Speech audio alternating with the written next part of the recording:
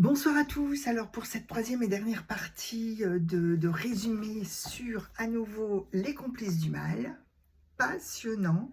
Alors Omar Youssef Souleiman à nouveau qui est d'origine syrienne, qui a été accueilli en France, qui habite toujours en France, à un moment donné dans une interview a dit moi j'ai échappé à la mort en Syrie et je veux pas venir en France et puis subir les mêmes assauts. Pour vous dire, l'usage politique du mot génocide dans le contexte israélo-palestinien remonte à 2002. Vous voyez, c'est récent dans l'histoire.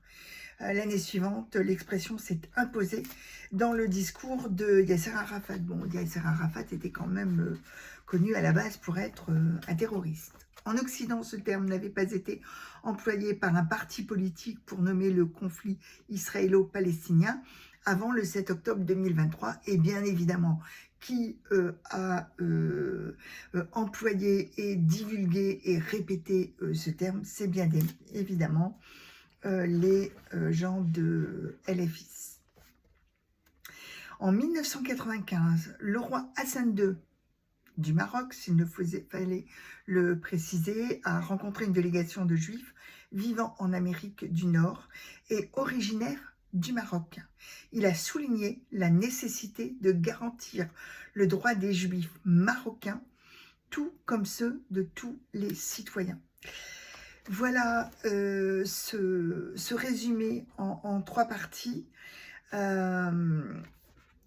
Faut vraiment le lire, enfin voilà, parce que encore une fois, il est édifiant. C'est vraiment une enquête de plusieurs années sur le terrain où Omar Youssef Souleiman a